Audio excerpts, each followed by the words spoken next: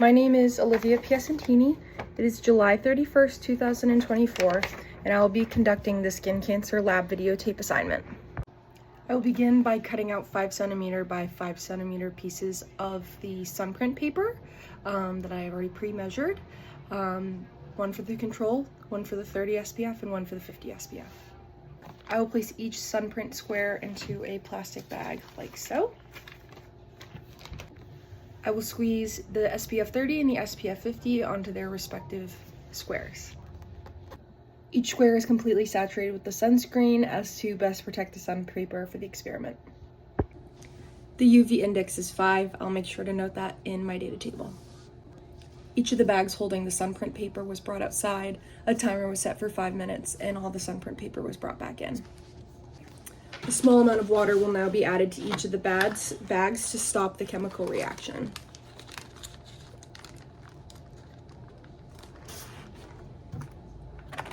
All the sunprint papers will be placed in a dark place to dry so we can observe the results. Results of the experiment indicated that the control, which was protected by no SPF, experienced the most damage to the UV. The 30 SPF received the medium amount of damage with the UV, and the 50 SPF created the biggest amount of protection from the UV.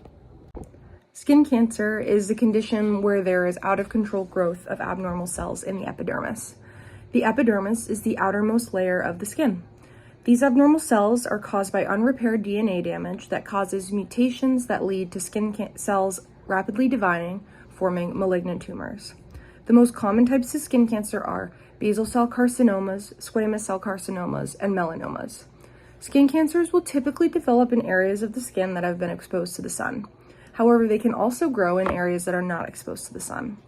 There are many signs and symptoms that indicate skin cancer is present, and this may include a pearly or waxy bump, lesion that is bleeding or scabbing, that heals and returns, a firm red nodule, a large brown spot, lesions that are changing, and painful lesions.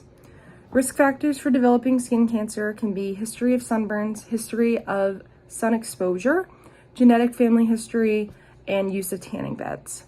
There are many measures that can be taken to avoid skin cancer by avoiding the effects of UV radiation. Frequent use of high SPF sunscreen to reduce the amount of UV radiation you are exposed to. This will then reduce the amount of cellular and DNA damage. The use of sun protective clothing can also reduce exposure to UV radiation.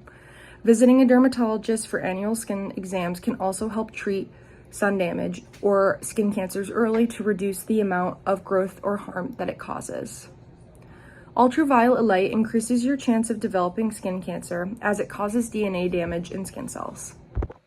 This DNA damage can lead to genetic defects or mutations that cause cancer. Skin cells can repair DNA through a variety of mechanisms such as base excision repair, nucleotide excision repair, mismatch repair, or double-stranded break repair. If an individual experiences extended sun exposure and DNA damage, the body may not be able to repair the DNA damage causing skin cancer. Also, through the aging process, we are less able to repair DNA damage, leading to an increased chance of developing skin cancer.